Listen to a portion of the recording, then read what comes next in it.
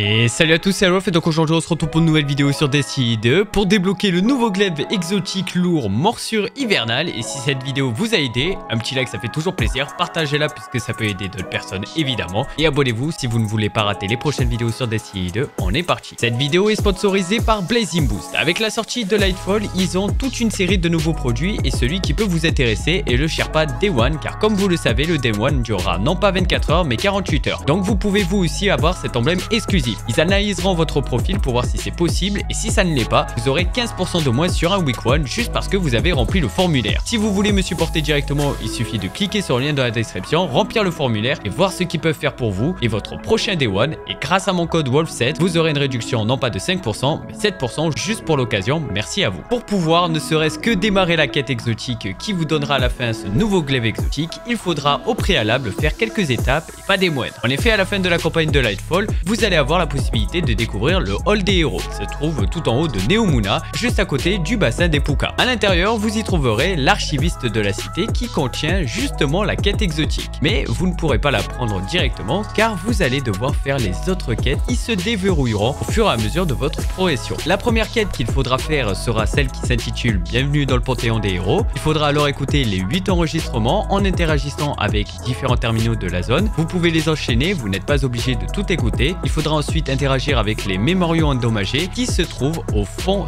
de la salle et ensuite il faudra une nouvelle fois interagir avec l'archiviste. Ensuite, vous devez ouvrir le dernier coffre de la nouvelle activité de Neomuna sur charge de terminal. Pour continuer la quête, vous allez éliminer une Hydrovex qui se trouve dans le terminal d'Essie afin d'obtenir un code d'accès haute sécurité. Une fois fait, il vous faudra récupérer une clé de surcharge qui permet d'ouvrir le coffre de fin de l'activité. Vous pouvez en avoir chez Nimbus ou en ouvrant des coffres de Neomuna, c'est comme vous souhaitez. Clé en main, il faudra une nouvelle fois faire la nouvelle activité et cette fois utiliser la clé, ce qui va vous indiquer de retourner au Panthéon et réparer le mémorial tout au fond à gauche de la zone. Et c'est exactement ce que vous allez faire à chaque fois pour à la fin récupérer le glaive exotique. Consultez une nouvelle fois l'archiviste qui vous donnera la quête Maelstrom. Vous devrez alors vous rendre dans la zone au sud de Neomuna, là où nous avons l'incursion Vex. Votre objectif sera de vous lier 2 fois aux sources de fils obscurs qui apparaîtront aléatoirement dans la zone, ainsi que de faire absolument tout ce qui est possible dans la zone, événements, patrouilles ou récolte de ressources. Dirigez-vous dans le secteur oublié de la zone et ouvrez le coffre de fin, ce qui vous indiquera de retourner au Panthéon, réparer une nouvelle fois le mémorial. Consultez l'archiviste à nouveau et elle vous donnera cette fois la quête G bleu. Pour démarrer la quête, il faut parler à Nimbus qui vous demandera d'éliminer des ennemis dans la zone d'incursion Vex avec la doctrine fil obscur d'équiper pour avoir des shell codes ainsi que d'ouvrir une nouvelle fois le coffre qui nécessite une clé de l'activité surcharge du terminal pour avoir un moteur polymorphe. Lorsque tout ceci est rempli, vous allez devoir terminer l'activité de partition. Cette activité se trouve en bas à droite de Neomuna et vous devrez alors vous rendre à cet emplacement pour directement interagir avec un portail Vex